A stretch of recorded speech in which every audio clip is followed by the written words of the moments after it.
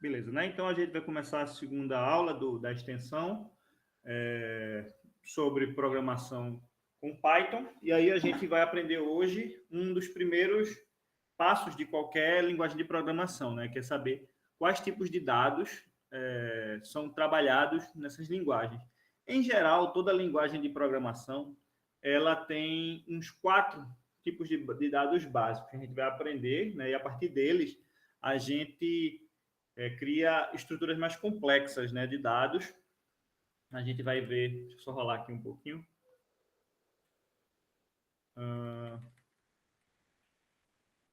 Vamos lá, né? Para estudar programação é necessário entender como os dados são trabalhados na linguagem. Alguns desses dados podem ser definidos como seguem. Como eu disse, tem os dados mais simples, né, que são os tipo texto, tipo numérico, esse tipo numérico se divide em categorias também, e o tipo lógico. O tipo texto também, dependendo da linguagem, ele pode ser dividido em caractere, né, SHA, ou string, que é, na verdade, uma sequência de caracteres, um texto, uma palavra, certinho? Os números, eles podem ser divididos em inteiros e flutuantes. Flutuantes é os números decimais, certo? Ou seja, que tem pontinho e casas decimais lá. Não, são frações, na verdade, né? Não são números inteiros. E os lógicos, em geral, em toda a linguagem de programação, você vai ter variáveis true e false, né? Variáveis booleanas, que, enfim, pode ser true e false, e algumas pode ser 0 e 1, que representam valores lógicos, que são compatíveis com aqueles conectivos lógicos, e ou, e etc. Beleza? E existem os dados compostos. Esses dados compostos são os mais simples, a princípio, que são formados por vários dos dados simples. As listas, as tuplas, os vetores, as matrizes, os conjuntos e os dicionários. Nem toda estrutura algébrica tem, por exemplo, dicionário. Não lembro aqui, por exemplo, de ter uma coisa equivalente na linguagem C. Nem toda estrutura, desculpa, nem toda linguagem de programação, né? Nem toda linguagem de programação também tem conjuntos. Mas, por exemplo, vetores e matrizes, que normalmente a gente chama de arrays em outras linguagens, são comuns a todas. Listas e tuplas são duas estruturas muito típicas do Python, certo? A gente vai entender melhor sobre elas e a gente vai implementando. Paralelamente, eu vou aqui mostrando, ó, nessa segunda aba, vocês conseguem ver. A gente acessou ontem o Colab, eu mostrei a vocês como é que a gente faz, né? A gente vai procurar aqui Colab no Google, e o primeiro link, certo? Às vezes a ordem pode ser alterada um pouco, é um desses dois primeiros links, né?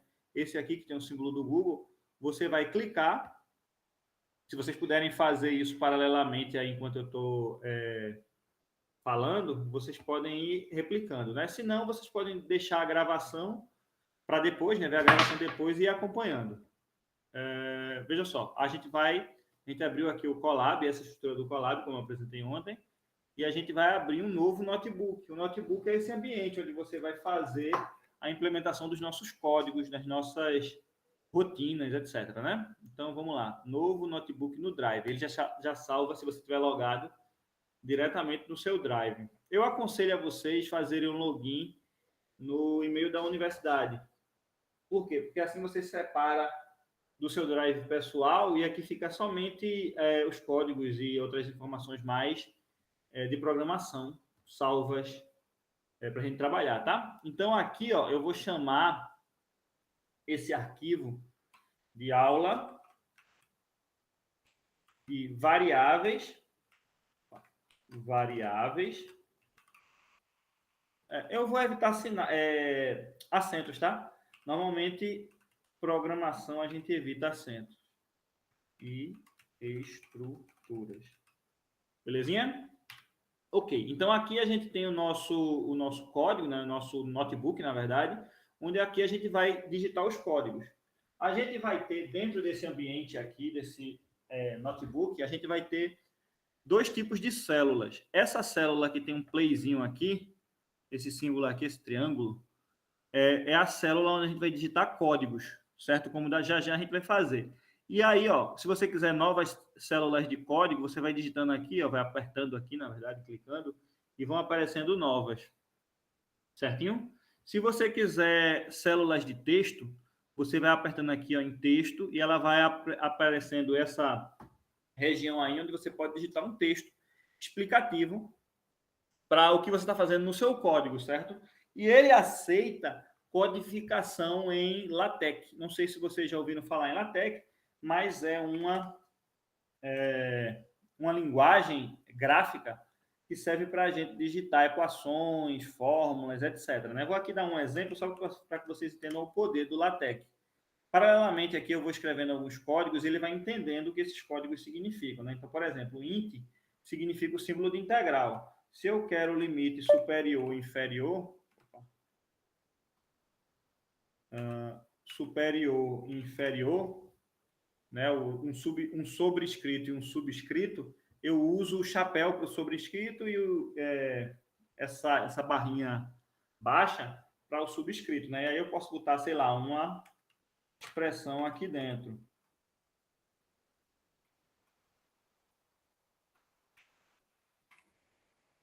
Só para dar um exemplo, tá? Então, esses blocos aqui de código permitem a gente fazer uma explicação, botar uma fórmula do que a gente está calculando, etc. E vira tudo texto. Quando a gente clica fora, ó, fica só o texto que a gente digitou. Se eu quisesse, por exemplo, centralizado, bastaria eu botar 2 cifrão. A gente vai usar isso mais para frente. Isso aqui é só para que vocês entendam, a princípio, para que serve cada um desses campos, mas não vai ser o foco de hoje não, tá? Veja só, aí se eu saio daqui, clico em outra aba, fica aqui o texto centralizado. Qual a utilidade disso? Por exemplo, se você estiver resolvendo um problema, e, bem, nem todo mundo que for ler o seu código vai entender de cara o que ele significa, né? Então, é interessante, se você estiver fazendo uma explicação, um programa que está resolvendo um problema, etc., e aí você estiver apresentando para um aluno ou para um colega, etc., você pode ir colocando essas informações durante para ficar mais fácil de ler o seu código. Por enquanto, eu vou retirar isso daqui, porque a gente não vai trabalhar muito com texto hoje. A gente vai trabalhar com código, certo? Como eu disse, tem alguns tipos de dados simples que a gente tem. E aqui eu já vou apresentar para vocês, dentro do ambiente Colab, esses dados, né? Por exemplo, primeiro, normalmente eu vou colocar esses dados num espaço de memória que eu vou chamar de variáveis. Vamos dar uma olhadinha aqui na continuação do texto, já já a gente volta a isso aí, né? Porque tem algumas regras de como eu posso dar nome a essas variáveis que a gente vai ver aqui embaixo. Eu parei em dados compostos, mas existem os dados estruturados, né? Que são árvores, que são tipos de grafos, né? Grafos são mais gerais e árvores são mais específicos, filas e pilhas. Cada um desses formatos ele tem uma estrutura própria, que eu vou explicar mais à frente, tá? Enfim, são bastante úteis em resolução de alguns problemas. Ok, os espaços de memória onde são guardadas as informações, né? São chamadas de variáveis e damos um nome para esses espaços de memória, né? Para podermos localizá-los depois. Por exemplo, se você quiser salvar, por exemplo, a sua altura ou a altura de alguém num programa, para você poder usar em qualquer momento, você pode dar um nome para essa variável e botar o valor da altura lá, certo? Por exemplo, vamos lá, voltar para esse trecho do código. Por exemplo, eu quero salvar a altura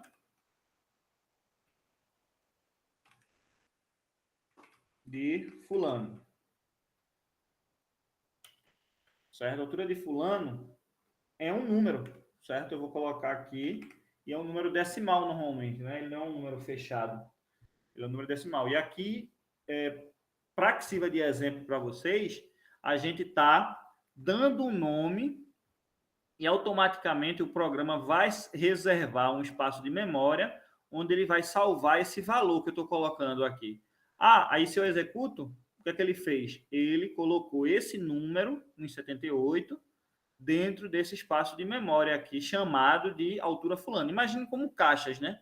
Que lá no futuro você pode precisar dessa altura e você vai chamar. Ao invés de você decorar o valor e usar em cada lugar, você vai chamar. Quando você disser a altura de fulano, ele vai entender que é aquele valor lá dentro.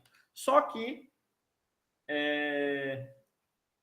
por exemplo, não existem apenas um formato, né? Como eu disse, existem formatos números, desculpa, existem números, existem texto e existem lógicos, né? Variáveis lógicas. Então, por exemplo, se eu colocar aqui nome completo.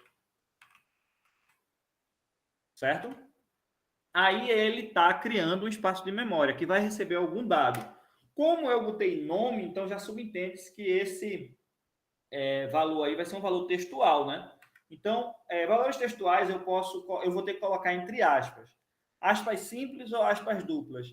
Na verdade, o Python entende os dois. Então, se você vê alguma coisa com aspas simples ou aspas duplas, você já sabe que é um valor textual, né? Então, por exemplo, aqui o nome completo vai ser Fulano da Silva.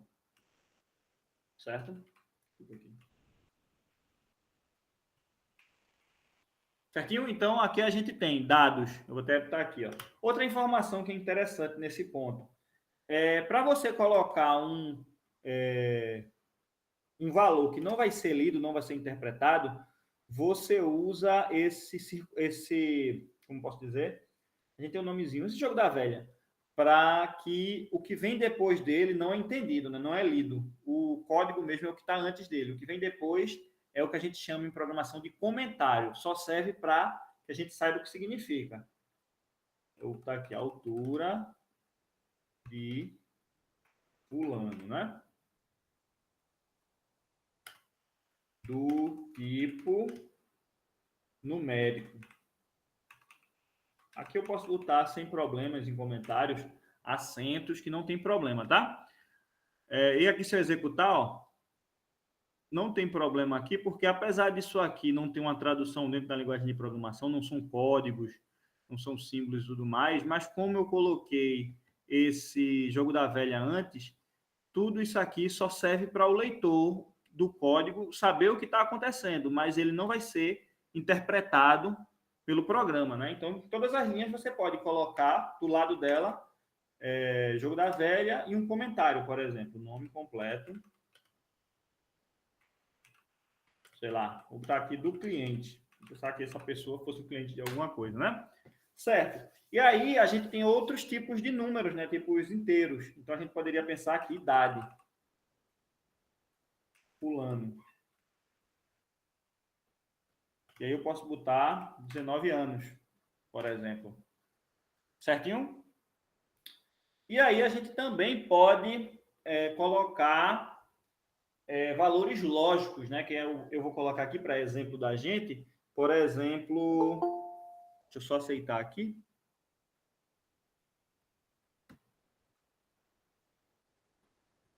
Por exemplo, vamos pensar que aqui a gente tem a nacionalidade de fulano, né, para ver se ele é brasileiro ou não, e aí eu vou salvar como lógico. Se ele for realmente brasileiro, vai ser true, que é verdade em inglês, né? Vocês devem saber. E falso se ele não for. Nesse caso, fulano é brasileiro, tá como true. Beleza, então aqui temos alguns dos dados básicos que a gente vê em Python, que são números fracionários, números fracionários, né, decimais, dados textuais, como está o nome ali. Os dados textuais sempre vêm entre aspas, simples ou, como se diz, pode ser as aspas simples ou as aspas duplas. Números inteiros, por exemplo, a idade é representada por um número inteiro, em geral. E a nacionalidade, que nesse caso a gente escolheu representar ela como valores lógicos, né? Nesse caso, a nacionalidade true significa brasileiro. Certinho? Então, esses são os dados básicos. No geral, em programação, com esses tipos de dados, a gente resolve a maioria dos problemas. Certinho? E aí, o que diferencia, na verdade, é que com esses dados, com esses tipos de dados, a gente pode criar sequências e conjuntos de valores de dados. Né? Deixa eu executar aqui só para que a gente consiga entender. Por exemplo, a gente salvou esses valores dentro dessas variáveis. Tem algumas coisas que são proibidas dentro do Python. Por exemplo, vamos dar uma olhadinha aqui no que diz o texto, que ele dá esses detalhes. Deve-se começar com uma letra ou um sublinhado as variáveis, mas não se pode começar, por exemplo, com números. Observa aqui.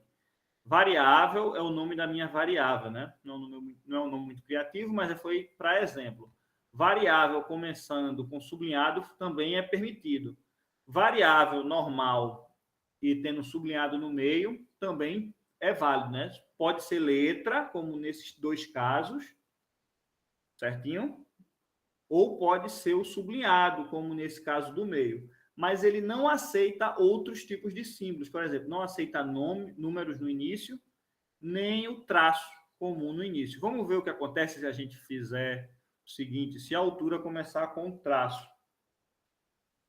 Percebe que ele já deu aqui uma sublinhada vermelha, né? Ele não vai entender. Se eu executar, ele deve dar algum tipo de erro. Aqui, ó. Tá vendo? Ele não conseguiu entender.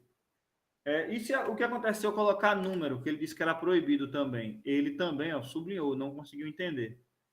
Entendeu? Então, tem regras como você tem que usar as variáveis, certo? Isso aí, inclusive, é questões, por exemplo, quando a gente faz alguma prova, algum teste que envolve programação, esse é o tipo de casca de banana que as pessoas colocam, às vezes, na prova, para saber se a gente está atento a isso aí. Certinho? Então, regra número 1, não pode colocar número ou qualquer outro caractere que não seja letra ou o sublinhado. Sublinhado pode. Vamos até testar aqui com sublinhado para ver se ele entende.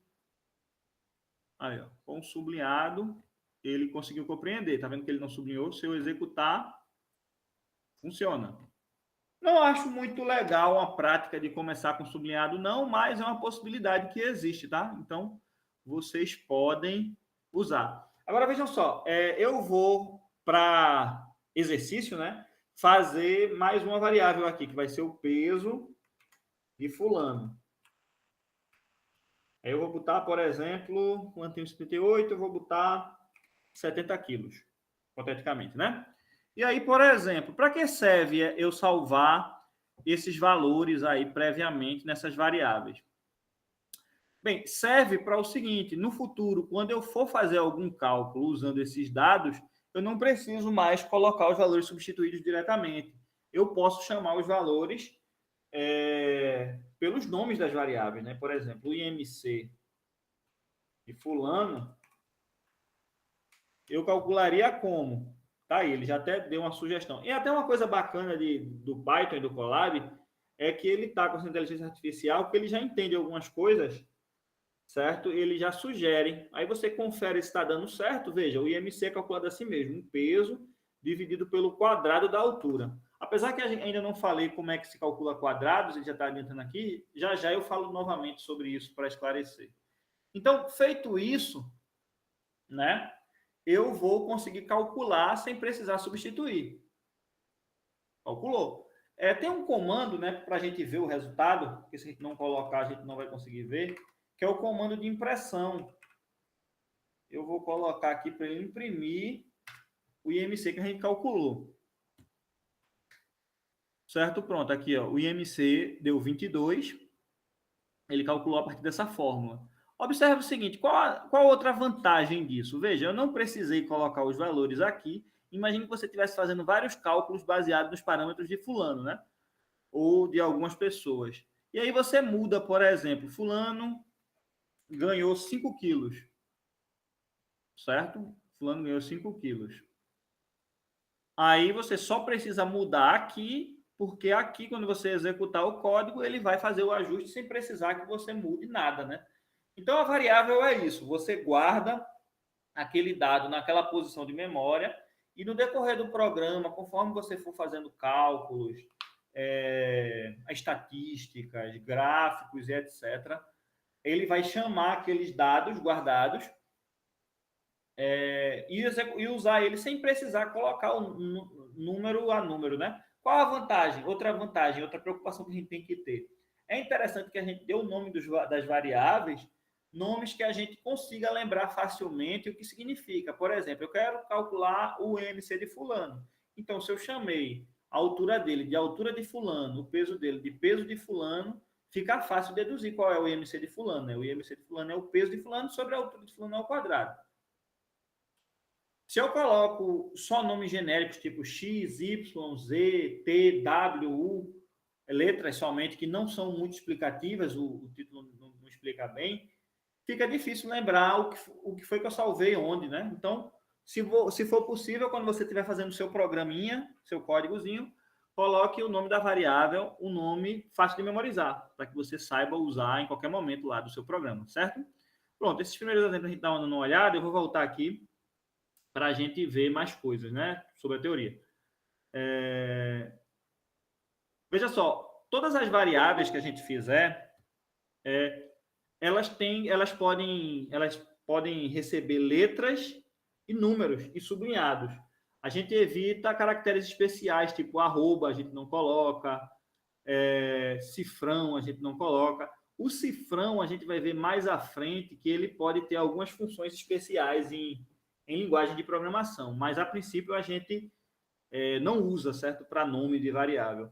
E esse traço a gente não usa porque quando a gente estiver fazendo subtração, principalmente, a gente quer usar o traço como sinal de subtração, né? Se a gente usar para dar nome a variáveis, ele já não aceita para evitar, porque o que ele vai entender aqui? Que essa variável minha menos a variável chamada variável.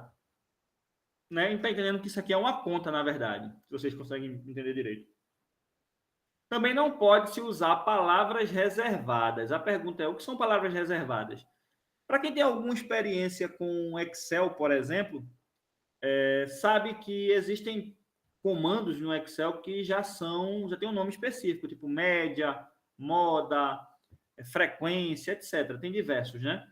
E essas palavras, elas são reservadas, ou seja, o programa já entende aquela palavra com uma função específica. Quando você tenta usar ela, o programa dá pau, ele não vai permitir que você use. Né? Então, as palavras reservadas incluem AND, que é o I, né? O I, o conectivo lógico, o OR, o IF, o ELSE, o WHILE, o FOR, o CLAS, o DEF, todas essas aqui são palavras reservadas do programa. Você usa elas para fazer alguma tarefa específica, como a gente vai aprendendo mais à frente. Então, por exemplo, não pode escrever, por exemplo, if igual a 10. Ele não vai permitir. Agora, claro, você poderia botar if e fazer uma variável com nome composto. Ele até entende isso. Mas não é recomendado. Se você puder reservar, não usar essas palavras reservadas, melhor. Fica mais fácil de entender seu código. Sim, e as variáveis, elas são sensíveis a maiúsculo e minúsculo. Por exemplo, se você chama fulano com letra maiúscula e fulano com letra minúscula, ele não vai confundir os dois, certo? Ele vai entender que são duas variáveis com nomes parecidos, mas são coisas diferentes, né? O fulano com F maiúsculo e o fulano com F minúsculo, eles consideram variáveis diferentes. Também não recomendo você usar palavras muito semelhantes só com um caractere diferente, só uma primeira letra maiúscula. Isso pode confundir na hora de você fazer cálculos e realizar resoluções de problemas. Estão entendendo mais ou menos por aí? Dê o joinha aí quem estiver compreendendo, senão a gente pode repetir alguma coisa. Podem opinar aí. Beleza. Tá indo tranquilo, né? Tá dando para vocês, por exemplo, executarem ou só estão assistindo e depois vão ver? Se quiser botar alguma coisa no chat também, podem comentando, depois eu leio. Deixa eu só ver isso aqui para eu fechar isso. Pronto. Deixa eu descer aqui um pouquinho mais. Pronto, e aqui, vejam só, existem formas de você descobrir qual é o tipo da sua variável, né? Só ver aqui que despertou um alarme. Tirei. Existem os tipos de variáveis, né? Como eu disse. Dos numéricos, existem os inteiros e os pontos flutuantes, que são basicamente os números inteiros e os decimais. Dos textos, existem os strings. E aqui o Python ele não diferencia caractere de string. Então, tudo que é texto, seja ele com uma letra só ou várias, é chamado de string. Certo? Que a gente vai entender como um texto, variável textual. No C, por exemplo, que é outra linguagem de programação, ele chama de char, que são aqueles palavras com uma letra só, né? Só a letra A, só a letra B, enfim, qualquer vogal ou consoante. Listas, dicionários e booleanos, listas e dicionários principalmente, são coisas que a gente ainda vai ver, certo? Os booleanos são os lógicos, aqueles que a gente viu como true e false. Vamos ver como o programa reage, por exemplo, quando a gente quer descobrir o tipo de alguma dessas variáveis. Por exemplo, deixa eu abrir mais uma caixinha de código. Você pode abrir mais uma caixinha de código toda vez que quiser executar um trecho a mais, ou você pode continuar aqui. Ó. Vou fazer das duas formas. Se eu, por exemplo, quiser descobrir o tipo, né? O tipo em inglês vai ser type. Eu quero saber o tipo dessa variável aqui, IMC fulano. Né? A gente está vendo que ele imprimiu um número decimal. O número decimal em Python a gente chama de ponto flutuante ou flutuante, float. Então vamos ver se ele imprime aqui isso. Para ele imprimir, né? Eu vou até colocar o comando print para ele imprimir. O tipo, veja se vocês conseguem entender. O tipo ele vai dizer qual é o tipo dessa variável aqui, IMC fulano. E o print serve para ele imprimir na tela esse resultado. Vamos dar um play aqui. Veja, ele imprimiu o valor que ele já estava fazendo antes, né? Isso aqui a gente já tinha feito. Isso aqui que eu coloquei a mais é para imprimir o tipo. Veja que ele disse aqui, ó, a classe, o tipo, né? Vamos entender assim, desse objeto IMC fulano é float, ponto flutuante. Você pode testar qualquer outro aqui, por exemplo. Se você colocar... Ó, ele deu uma sugestão de botar vários, ó. Vou colocar todos. Para a gente ver quais são os tipos de cada um. O IMC fulano é float, como a gente viu. O nome completo é string, que é texto. Idade de fulano é int, que é inteiro. O brasileiro é bool, de booleano, né? O lógico, que é o true aqui. E o último, que é o peso de fulano, entrou como inteiro também. Veja que em momento nenhum eu disse que esse número aqui ele era inteiro. Mas o Python ele faz uma coisa que a gente chama de tipagem dinâmica. O que é a tipagem dinâmica? Ele vê o dado que você está jogando naquela variável e ele se responsabiliza por definir o tipo mais simples para aquela variável ocupar ali. Então, por exemplo, quando eu joguei 19, não coloquei casa decimal, ele já disse, não preciso que seja flutuante. Flutuante, até bom dizer, né, o decimal, ele ocupa mais espaço na memória. Então, por uma medida de economia de espaço, ele vai tentar salvar os que não tiverem casa decimal já diretamente em tipo inteiro. Se você mudar e dividir ele de forma que ele se transforme em flutuante, ele vai mudar a categoria da variável. Mas ele faz essa gestão de tipo de variável sozinho. Então, você não tem que se preocupar em dizer o tipo. Outras linguagens de programação, como o C, você tinha que, logo no início do programa, pensar, essa variável vai ser tipo texto, essa vai ser tipo inteira, essa vai ser tipo float, e assim sucessivamente. O Python tem essa facilidade. Você tem menos preocupação a princípio e você já pode começar a escrever seu código, resolver seu problema diretamente, sem muita enrolação, tá? Ok, voltando aqui para o texto. E aqui eu acho que vai começar a gente a apresentar os tipos listas e dicionários. Na verdade, pelo que eu estou vendo aqui, a gente vai começar a entender como é que a gente faz entrada de dados. Vejam só, todo programa mais interativo, ele precisa do seguinte, ele precisa que você coloque alguma informação. Por exemplo, quando você faz o login no seu banco, por exemplo, todo mundo é universitário, né? Normalmente a gente tem uma conta universitária para receber alguma bolsa, algum auxílio, etc.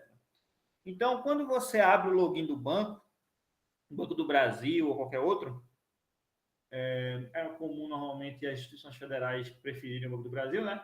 Quando você abre lá o Banco do Brasil, ele pede o seu CPF, por exemplo, e a sua senha.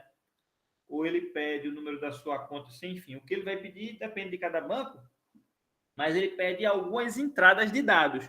E a partir daquelas entradas de dados, ele vai lá no banco de dados dele, que assim, a gente não apresentou ainda o que é um banco de dados, mas é basicamente um sistema dele guarda as informações dos clientes, que ele pega lá no dia que você vai fazer o cadastro. Mas aí o programa ele recebe alguns dados que você coloca e ele vai usar aqueles dados para ir buscar suas informações, o seu saldo na sua conta, tudo que for importante para você. Para isso, existem comandos que a gente chama de comandos de entrada. certo? Input para a gente, né? Então, por exemplo, vamos trocar aqui o problema, não são mais os dados de fulano. Agora, a gente vai fazer um programa para calcular algo referente a gente mesmo, né? Aqui eu vou usar os meus dados, por exemplo, nome, certinho? E ele já deu uma sugestão, ele já está antecipando, ele dá spoiler. Por exemplo, aqui eu criei uma variável chamada nome, certo? Que está usando agora essa nova palavra reservada aqui que a gente não apresentou ainda. Mas eu já estava comentando sobre ela, que é o input. Para que serve o input? O input, basicamente, ele vai permitir, o mais fácil de entender é executando. Deixa eu dar um play aqui e ir falando para vocês. O input, ele faz isso. Ó. Ele vai, primeiro, você coloca dentro do input uma mensagem de texto. É de texto por quê? Porque tem aspas, tá vendo? Não tem aspas? Então, esse digite seu nome é a mensagem de texto que ele vai colocar aqui, ó. Certo? E o input, ele abre essa caixinha, certo? Onde eu vou poder colocar o meu dado. E ele já está dizendo qual é o tipo de dado. É importante a gente colocar dentro do input a orientação do que a gente vai colocar. O que é que ele está pedindo? Digite seu nome. Eu vou colocar aqui, ó, Marcílio. Vou botar Marcílio Santos. Certinho? E aí eu aperto o Enter. Ele salvou. Observem. Ele salva na variável nome e nessa segunda linha ele imprime o que está dentro de nome. E ele imprime o quê? O meu nome. Aí eu apertei de novo sem querer, vou digitar de novo. Marcílio. Vou trocar agora, né? Certinho? Então ele vai salvar isso aí no nome e vai executar. Só que além de nome, deixa eu parar. Quero ficar digitando. Além de nome, eu vou salvar outros dados. Por exemplo, altura. Aí aqui, ó. Vocês vão ver que vai ter um errinho aqui.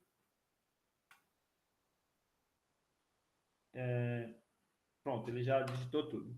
Vejam só, agora tem um pequeno erro, um pequeno problema que a gente vai observar agora. Vejam só. Ele sublinhou aqui, tem alguma coisa errada? Deixa eu ver. Não, vou tentar executar para ver o que acontece. Vamos lá, né? Marcílio Santos. Altura. Sim, a altura é... Eita, deixa eu clicar aqui dentro, senão ele não vai entender. A altura, números decimais em geral, a gente não vai usar vírgula, tá? A gente vai usar o ponto. A gente vai usar o ponto. E o peso eu vou colocar inteiro. Certinho? Então, ele salvou esses três dados nas variáveis nome, altura e peso. Então, em qualquer outro momento do programa, ó, se eu vier aqui mais um código e disser, eu quero ver o peso, e imprimir, ele vai botar o valor que eu coloquei aqui. Só que aí tem um detalhe. Será que o peso ele está numérico? Vamos ver. Para a gente saber se ele foi salvo como variável numérica, eu quero saber o tipo e não o valor, certo? Veja só, o peso ele não foi salvo como valor numérico, ele foi salvo como valor string. String é o quê? String é texto. Ele está entendendo o peso mais ou menos como se fosse assim, ó. Peso igual a 100.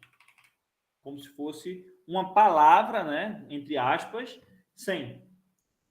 Então, só qual é o problema disso? O problema é que eu não vou poder fazer conta. Por exemplo, se eu quiser calcular o IMC, aí, o meu IMC, eu teria que fazer assim, ó, peso dividido por altura, são as variáveis, asteriscos 2, certo?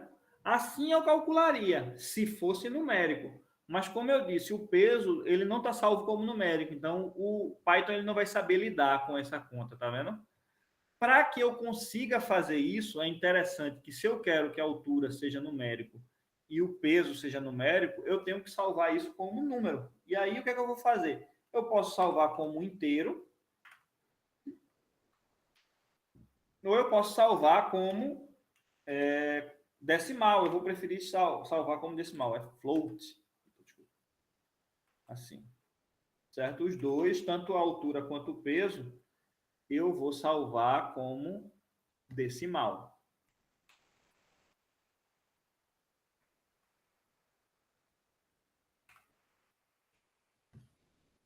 Vamos executar aqui de novo. Então, veja, eu vou novamente colocar nome,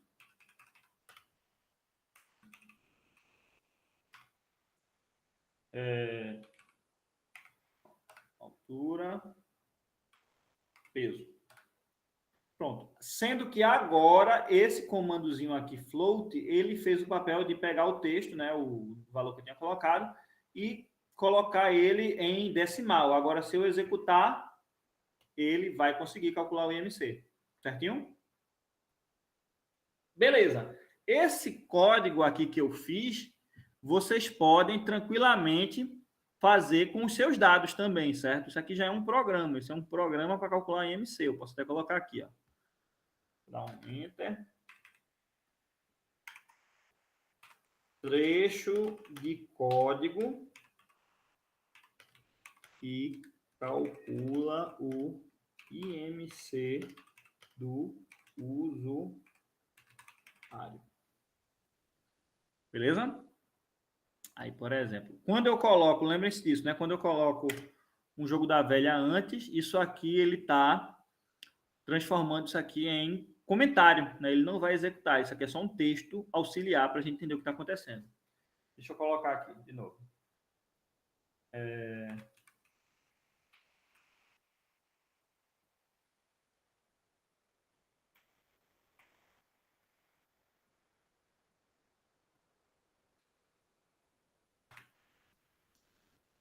Pronto. Aí aqui, quando eu executo, pronto, ele calculou outro IMC. Certo? A cargo de vocês, vocês podem executar para ver aí os exemplos. Então, veja, a gente viu um pouquinho da estrutura, um pouquinho da forma de uso, né, de algumas variáveis, né? E a gente está vendo como faz a entrada de dados através do input, certo? Então, por exemplo, se o seu programa vai ser interativo e receber dados, é comum a gente usar esse comando input aí para ele jogar um dado numérico, um nome, pode ser um CPF, pode ser, sei lá, o nome da mãe, registro de estado onde nasceu, enfim, dados que a gente pode ir fornecendo a um programa para ele usar de alguma forma. Certinho? Aqui está algumas explicações a mais, quando vocês podem ler, forem ler, vocês vão ver isso aí que a gente viu de uma forma escrita, né? Enfim, para vocês irem revendo. Por exemplo, aqui eu fiz a transformação, eu não fiz tudo numa linha só, né? Eu fiz o input, vou ler o valor, deixa eu subir um pouco mais. Vou ler um valor e aí depois ele transforma o valor para flutuante. Veja que ele pode fazer isso. Ó. A variável valor tinha um valor que, quando foi salvo no input, é string. E aí eu posso dizer que a própria variável vai ser ela mesma, só que transformada para flutuante. Programação aceita isso, né? A gente pode transformar ela mesma, salvar nela mesma. Né? Pode parecer meio confuso às vezes, mas é algo natural em programação. A gente não precisa de uma nova variável para substituir esse valor. Já transforma ela automaticamente nela mesma com esse novo valor. Enfim. Pronto, aí agora a gente vai chegar na segunda parte, né, que é a parte final, que é falar um pouquinho sobre as estruturas possíveis em Python. Existem algumas nativas, né, que é o que a gente vai ver aqui, e outras que são mais da matemática discreta, de uma coisa mais geral, certo? Da matemática discreta e também por exemplo, das matemáticas do ensino básico que a gente conhece, tipo matrizes, vetores. Assim, não se preocupem para quem não é muito da área de matemática ou para quem não lembra disso aí, né? Tem algumas pessoas que também estão fazendo curso e não são da área, não vai ser nenhum bicho, é só para que a gente compreenda quais são as possibilidades aqui dentro, certo? As principais mesmo, as que são típicas do Python, que toda pessoa que está aprendendo programação em Python precisa, são as tuplas, as listas e os dicionários e os conjuntos, certo? Que são as estruturas que a gente vai usar mais recorrentemente. Em alguns casos, dependendo dos problemas, a gente vai precisar usar vetores e matrizes, certo? Daí a apresentação. E para casos um pouco mais sofisticados, por exemplo, filas e... Como é o nome? Filas e... Esqueci o nome. Pilhas. Tá aí, não está valendo. As pilhas e filas são, por exemplo, na gestão, por exemplo, de um sistema de saúde. Quando você chega lá, ou então num banco mesmo, quando você chega lá e tira uma ficha, seu dado, sua ordem é guardada numa fila. Qual a estrutura da fila? A gente vai entrar em mais detalhes depois, mas, logicamente, a fila, o primeiro que chegou é o primeiro a ser atendido. Já a pilha, ela funciona de uma forma um pouco diferente, para algumas outras aplicações onde faz sentido isso. Na pilha, o último que chegou é o primeiro que vai ser atendido, certo? Isso aí pode ser, pode ser, dependendo da aplicação, logística, etc. Isso vai depender muito de como é o nosso problema. Pode fazer sentido. Na maioria das aplicações que a gente imagina, o primeiro que chega é o primeiro atendido, mas existem outros casos. Enfim, vamos voltar lá. Eu já adiantei muito aqui. Vamos voltar para a parte das tuplas, para que a gente entenda aqui no código, né, no Python. Vejam só, eu vou aqui fazer um resumo das listas, tá? Aqui, ó. Estruturas de listas. As listas, elas são da seguinte forma, ela não é um valor só, ela é um conjunto de valores ordenados, certo? Como ele já citou aí. Vou apagar esse print, só quero mostrar o exemplo. As listas, ela tem essa seguinte sintaxe. O que é sintaxe? Quando eu falo sintaxe, o que eu estou querendo dizer? É que as estruturas em programação, elas têm uma forma de serem escritas para que o programa entenda o que eu quero com aquilo, né? Então, por exemplo, listas, elas são escritas entre colchetes, assim, como vocês podem ver. Tá vendo que tem um colchete fechando e um colchete abrindo? E aqui dentro, números. Mas as listas, elas não são apenas numéricas, elas podem misturar coisas. Por exemplo, elas podem ter palavras aqui, certo? Elas podem ter palavras, elas lidam bem com isso. E também podem ter números decimais no meio, variáveis lógicas. Elas lidam bem com isso, tá? Elas só precisam que sejam separados por vírgula e que estejam entre colchetes, certo? Deixa eu executar aqui.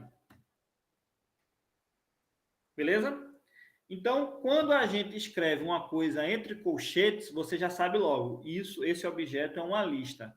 E quais são as características de listas? As listas, elas são mutáveis, ou seja, os termos que estão aí em cada entrada, eles são possivelmente modificáveis por outros valores, se você quiser. E além de serem mutáveis, elas são ordenadas. Então, cada um desses termos ele é associado a um número. Por exemplo, se eu quero ver qual é o primeiro valor da lista, né? Vamos dizer que eu executei lá no início e digamos que depois de muito tempo eu quero saber qual é o valor do segundo termo da lista. Segundo termo, né? Vejam só, o interessante do Python, uma das características do Python, é que ele é indexado por números, ou seja, aí a gente tem quantos termos? Se você contar, tem 1, 2, 3, 4, 5. Ele tem cinco termos, né? Então eles vão ser indexados por números. Só que a gente começa o primeiro deles com 0. Então, por exemplo, se eu quiser ver o primeiro, eu não vou colocar o primeiro termo da lista, né? Eu vou colocar o termo 0 da lista, e aí ele vai imprimir o correto. Tá vendo? Isso aqui isolar um termo da lista com esse daqui, usando colchetes e botando um número, a gente chama de indexação. A gente pega o objeto lista, indexa com o número e ele vai apontar para o número nessa ordem aí. Lembrando que, ao invés de começar com 1, como é o mais lógico, né, que a gente normalmente pensa assim, ele começa com 0. Se eu colocar, por exemplo, 1 aqui, ele vai me mostrar o segundo termo. E assim sucessivamente.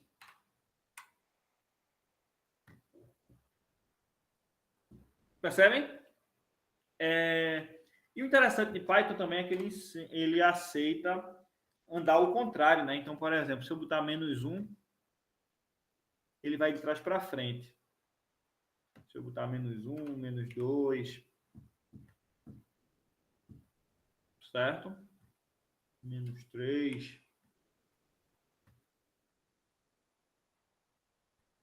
-4. Isso aí, dependendo da sua aplicação, pode ser mais fácil. Por exemplo, se você quer saber o último termo, mas não sabe o tamanho da lista, aí pode ser interessante você usar o -1, porque ele vai direto no último termo sem saber o tamanho. E se você quiser saber o tamanho da lista, não quiser saber qual é o termo específico, mas quiser saber o tamanho, o comprimento dessa lista, existe um comando que é o comando len, de length, que é comprimento, que ele vai te dizer o tamanho dessa lista aí, né? Essa lista tem tamanho 5, ela tem 5 termos, certo? Certo, enfim, mais uma coisa que é interessante dizer é o seguinte: digamos que você construiu essa lista e colocou lá no último termo Rogério, mas o nome que você queria não era Rogério ali, você confundiu, era Ricardo. Então você pode, por exemplo, substituir o último termo, né, da lista da seguinte forma: lista. E aí você pode pegar o último termo. Vou usar aí essa indexação que a gente viu que ele vai apontar para o último termo, né? E aí, no lugar desse termo, eu vou colocar Ricardo. Certinho? Veja, isso aqui que eu estou fazendo de pegar a posição que eu quero com essa indexação e colocar que dentro dessa posição eu vou colocar igual um novo valor, que no meu caso é Ricardo, isso aqui se chama atribuição. Eu estou pegando um valor que, enfim, existia lá e estou atribuindo um novo, estou colocando um novo, em outras palavras. É quando eu executo, bem, ele rodou. A gente não viu se mudou porque a gente não usou um print, mas se eu usar aqui um print lista e executar, eu vou ver que a lista foi atualizada com o nome Ricardo. Certinho? Deixa eu jogar isso aqui nesse primeiro termo. Então a gente já aprendeu algumas coisas sobre listas, né? A gente aprendeu que elas podem ser indexadas, que elas podem ser modificadas, certo? Que a gente consegue descobrir o comprimento dela. E existem outras funções que depois eu posso resumi-las para vocês, mas a grosso modo isso é o mais importante a saber sobre lista, né? Elas são indexadas e elas podem ser mudadas. Outra estrutura que não é tão flexível assim, eu vou colar aqui embaixo, é a estrutura de tuplas. Certinho? As tuplas, elas são parecidas com listas, só que a sintaxe dela, ela vai ter parênteses ao invés de colchetes. E isso muda algumas propriedades dela. Por exemplo, por enquanto eu não vou colocar isso aqui, eu vou cortar. Peraí. Eu vou só cortar essa segunda linha aqui. Vejam só. Ok. Agora eu só mudei esse aspecto, né? Eu troquei o colchete por um parênteses. E eu estou dizendo a você que é uma nova estrutura. Eu vou até mudar o nome, porque eu estou chamando de lista, mas não é mais lista, né? Tupla.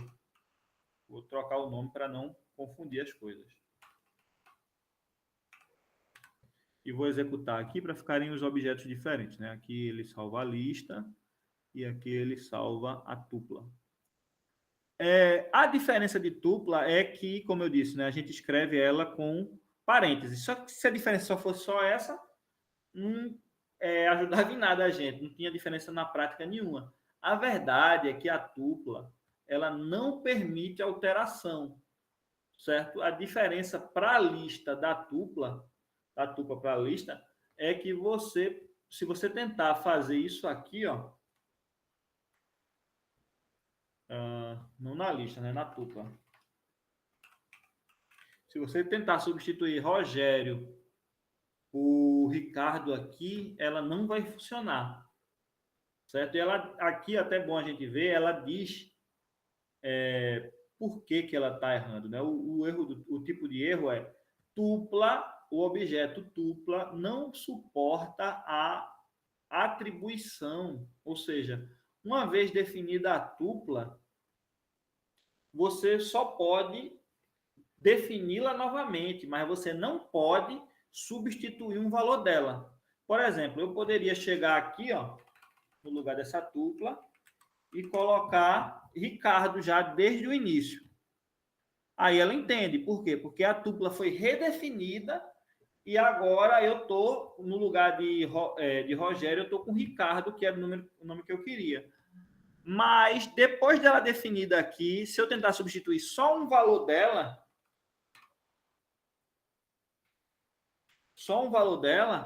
ela não aceita. E não é só nome, por exemplo, se eu tentar substituir esse segundo a esse número 4, né, que é o penúltimo, por outro número, era 4, se eu tentar substituir por 3, ele também não aceita. Ele não vai aceitar a substituição de uma tupla que já existe, certo? Então, a propriedade da tupla é que ela é imutável. Aí a pergunta poderia ser, mas por que, professor? Por que que a gente tem um objeto que a gente não pode alterar? Em geral, por segurança, né? A gente cria esses objetos que a gente não pode alterar, porque vamos dizer que você tem um registro, um cadastro que você não queira que seja alterado através de diretamente durante o código.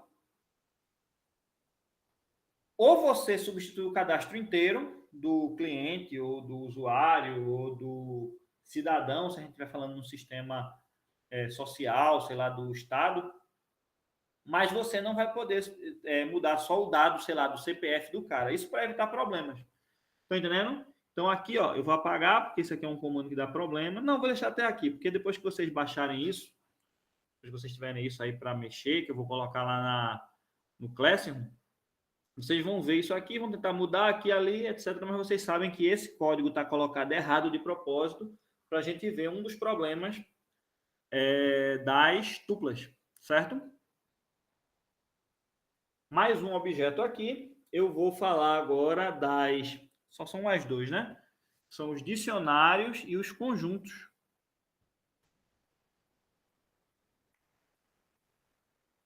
Estrutura de conjuntos.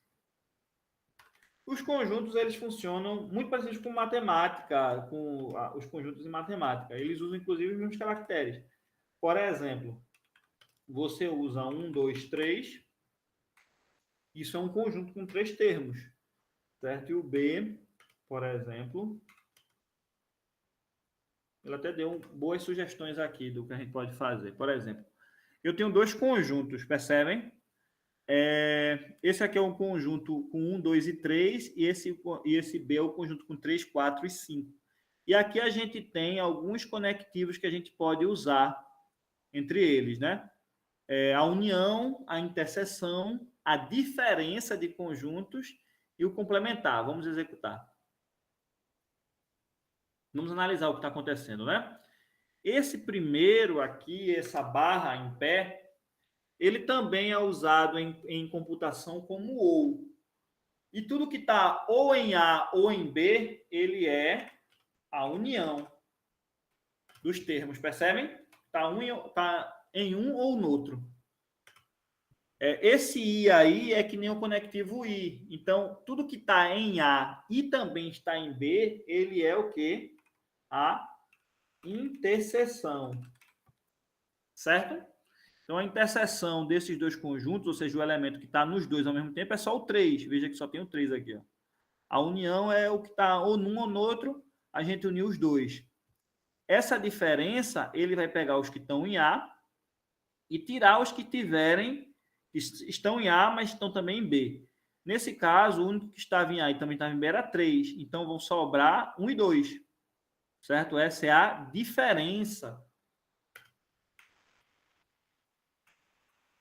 Então, vejam, para quem é da matemática, da licenciatura, isso aí é uma coisa que, por exemplo, se você ensinar na escola e vocês quiserem dar uma introdução, uma oficina, qualquer coisa de programação, dá para usar a linguagem de conjuntos dentro do Python, certo? Para discutir algumas coisas, conjuntos básicos, até com alunos que estão começando, né? Talvez não começando tanto assim, mas lá na educação básica, a tratar com esse tipo de coisa. E esse outro aqui é o complemento. É o complemento? Eu acho. Não, não, desculpe. Essa é a diferença simétrica. Enfim, é uma estrutura que eu não vou apresentar aqui para não entrar em detalhes, né? Diferença simétrica. O que é isso? A grosso modo, para a gente não gastar muito tempo nisso. É o seguinte: você pega a união e subtrai a interseção. Percebe? Se você pegar a união de todos os termos de A e B, vai dar 1, 2, 3, 4, 5. E aí você vai subtrair a interseção dos dois, que é só o 3. Então vai ficar 1, 2, 4, 5. Certo? Isso aqui é a diferença simétrica, né? Ou basicamente, se você usar aqueles diagramas de Venn, as duas bolinhas, você tira somente a interseção dessa união. Certo? Mas aí é algo a mais, tá bom? Beleza. Esse é a estrutura de conjuntos. Não, assim, apesar de ser uma estrutura matematicamente bem interessante, eu não vi até hoje muitos usos para os conjuntos, os sets em... Sets é como se escreve em inglês conjuntos, né? Os sets em problemas reais. Enfim, até interessante depois ver como é que a gente poderia aplicar isso em problemas reais, além de educacionais, mas, por enquanto. E aí vem um que é bem interessante, que são os conhecidos como dicionários. Eles são interessantes porque eles usam a estrutura que a gente chama de chave-valor. Estrutura de dicionários.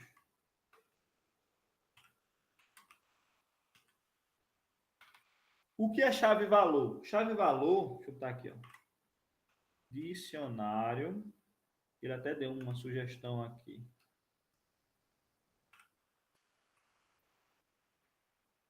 Sem acento, né? Porque variável a gente não dá nome de acento. A minha variável é chamada dicionário e ela tem a seguinte sintaxe. Ele já está dando uma sugestão aí, mas ela começa com chaves, tá? Vendo como vocês estão vendo, vou apagar isso aqui, porque eu não quero exatamente esses valores. Eu quero o seguinte: dicionário, sei lá, cliente. Eu vou trocar, fazer uma pequena modificação aqui.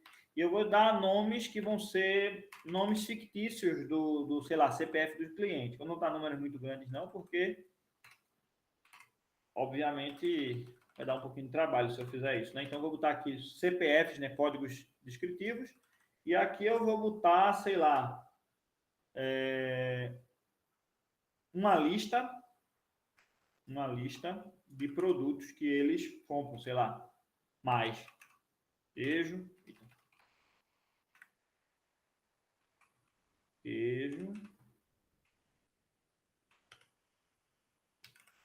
café. Esse outro aqui, esse daqui ele vai pegar, sei lá, café também,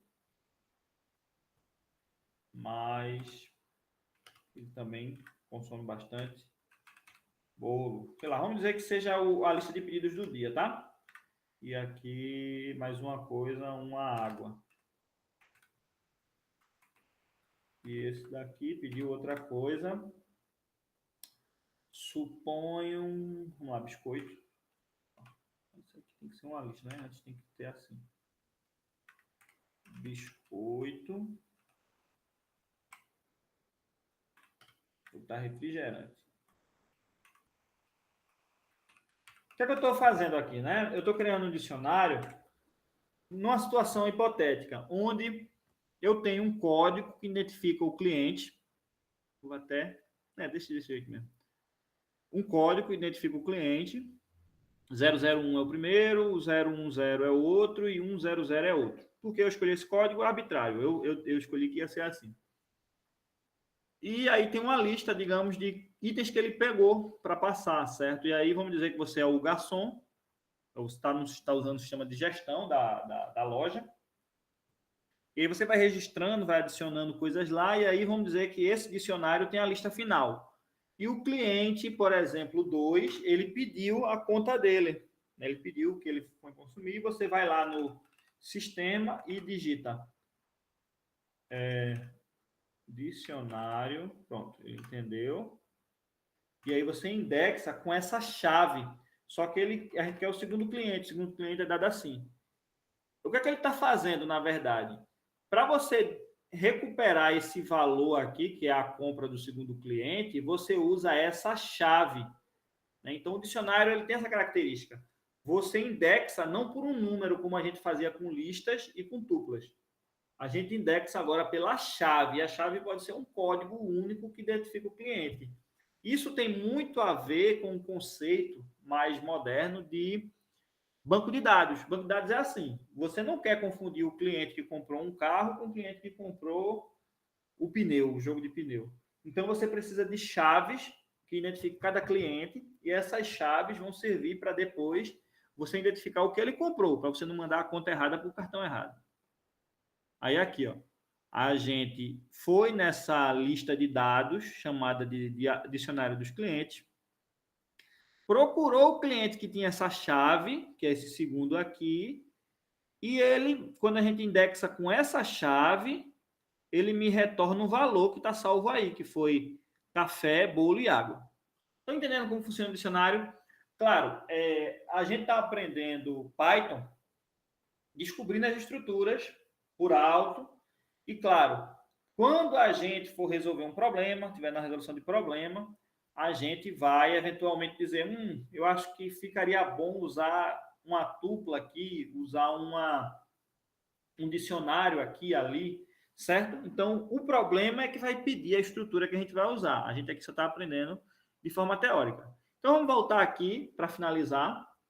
A gente viu esses 4 aqui que eu disse que são os mais importantes. E agora eu vou falar brevemente sobre os outros. Vetores, como vocês conhecem, né? Especialmente a galera que é mais da matemática, vetores têm estruturas de somas, de produtos internos, de outras estruturas, que o Python vai ter tudo dentro dessa biblioteca aqui chamada NumPy. Como a gente ainda não falou de biblioteca, eu falo mais para frente mais detalhes sobre isso. E matriz é a mesma coisa, né? Matriz permite a gente resolver sistemas, enfim, calcular determinantes. A gente também tem tudo isso nessa biblioteca NumPy. Não vou entrar em muitos detalhes, mas uma coisa que é interessante de saber é que as nossas listas, os nossos vetores, eles parecem muito com arrays e com tuplas. Assim, ó, parece muito com esses arrays e tuplas. Só que, obviamente, matrizes e vetores são exclusivamente numéricos.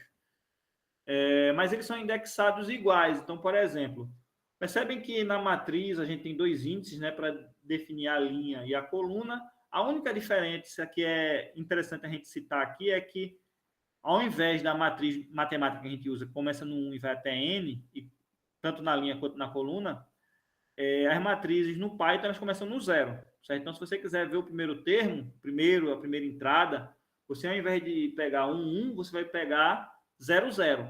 Certo? Eu não vou fazer um exemplo agora para a gente não gastar muito tempo, mas mais para frente, quando a gente voltar a usar bibliotecas, eu mostro o uso de vetores e matrizes. Certo? Como eu falei, em alguns problemas também, você usa pilhas, como se você usa listas e tuplas, você pode usar filas e pilhas.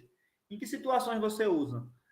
Filas por exemplo, na gestão, para dar um exemplo, né? Na gestão da saúde, ou no atendimento de um pedido lá, você tem uma lanchonete e está atendendo o pedido. Se você atender o cliente que veio primeiro por último, ele vai ficar com raiva. certo? Então, a gestão de pedidos lá, de saída e tudo mais, ela tem que seguir uma ordem de o primeiro que chega, ele pode até não receber o pedido dele primeiro, porque talvez o pedido dele demore mais, mas ele vai querer que o pedido dele inicie o preparo antes, certo?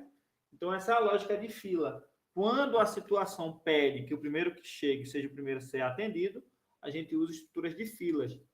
Quando o pedido pede que o último que chegou é que seja o primeiro a sair, a gente usa a estrutura de pilhas. Aí você me diz, mas em que situação isso acontece? Vejam só, quando você empilha coisas, por isso que o nome de pilha, por isso, quando você empilha coisas tipo folhas de papel, fisicamente é difícil você atender o primeiro, né? O primeiro que chegou.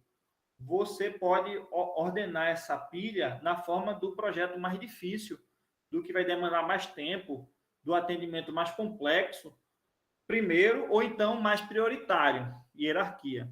E aí é uma estrutura onde vale a pena você usar o conceito de pilha. Isso aqui a gente discutiria mais num contexto onde caiba, né? Eu só quis citar, porque eventualmente, se vocês estudarem um pouquinho a mais, vocês vão ver isso. E aqui entra um pouquinho, né? Como eu sou matemático, eu gosto de mostrar algumas estruturas matemáticas que estão atrás da programação também, para a gente ver que não são coisas completamente desconexas. Aqui a gente tem uma estrutura de um grafo. O que é um grafo? Um grafo, ele é desenhado como um conjunto de vértices, observe, aqui são números, né? 6, 5, 1, etc. São considerados vértices. E aqui, essas linhas ligando elas, direcionadas, são as arestas. O que é que isso pode representar? Problemas, por exemplo, imagine que esses pontos são galpões, certo? Galpões, e que as linhas são as possíveis entregas realizadas entre os galpões, distribuição, etc. E aí o que acontece? Problemas como a distribuição nesses galpões de forma a ter menos custo, porque vamos dizer que cada valor desse, aqui nas arestas, fosse a distância. Digamos que você queira cumprir essas demandas aqui, 6, 5, 7, 1, etc., gastando o mínimo possível. Então, você não pode fazer isso de forma aleatória. Você precisa de um algoritmo para você diminuir o custo aqui. Por exemplo, se os Correios for fazer uma entrega aleatória, ele pode ter que fazer muitas vezes o mesmo trajeto, ao invés de ir distribuindo uma trilha idealizada lá nas casas, de uma forma de economizar o tempo do carteiro e combustível. Estão entendendo? Então, existem problemas onde a gente modela através de gráficos, que são estruturas assim, e a gente aplica algoritmos aqui dentro, certo? Para reduzir custo, otimizar o tempo, enfim, o objetivo depende de cada situação que a gente usa. E as árvores são grafos também, né? Parecem muito com esses grafos, apesar que esse grafo aqui tem uma direção definida, ele é chamado de grafo ordenado, e essa árvore aqui, ela não tem direção definida, né? Isso aqui é um grafo não ordenado. Eles são muito usados para otimizar pesquisas, né? Eles são organizados de uma forma que você gasta menos tempo para encontrar o valor que você quer, o ponto que você quer. Então, é uma estrutura matemática que acabou tendo muita função dentro da computação, tá? Então, por exemplo, um cientista da computação hoje, ele estuda essas estruturas matemáticas para ele conseguir fazer programas mais eficientes, para vocês terem noção. Tanto essa, de cima, apesar que isso aqui eu diria mais que é mais usado pelos programas matemáticos, no pessoal da engenharia e pelo pessoal, enfim, né, da pesquisa operacional, que é matemática. Já esse aqui é muito usado para organizar o programa para que ele fique mais eficiente, né? As pesquisas, por exemplo, quando eles são organizados através de árvores desse tipo aqui, árvores binárias, você consegue encontrar mais rápido o seu resultado. Enfim, as estruturas de dados desempenham um papel crítico na eficiência dos algoritmos, como eu falei, né? As árvores, por exemplo. Filas e pilhas são usadas em sistemas de gerenciamento de tarefas e histórico de ações. Gráficos são usados em algoritmos de roteamento, análise de redes sociais e sistemas de recomendação. Por exemplo, a própria Netflix, a partir dos dados anteriores que ele pode criar uma indicação, né, um sistema de indicação através de um grafo, de uma rede, etc. A matemática discreta é a base teórica para muitas dessas estruturas de dados e algoritmos. Compreender a matemática discreta como teoria dos grafos e a combinatoriedade é essencial para resolver problemas complexos de informática. Ok, isso foi uma pontuação, né, sobre... E aí a gente conclui, certo? A gente aprendeu sobre estruturas, vimos como... Não vou ler a conclusão, vocês podem ler depois. A gente aprendeu sobre as estruturas, vimos como elas funcionam, vimos como implementar no Colab. Esse Colab aqui eu vou colocar para vocês, vou compartilhar lá, certo? Vou até mudar para qualquer pessoa e vou copiar o link para colocar lá. E depois eu aviso a vocês, mas vai estar lá no Classroom, beleza? Então é isso. Deixa eu terminar aqui a gravação.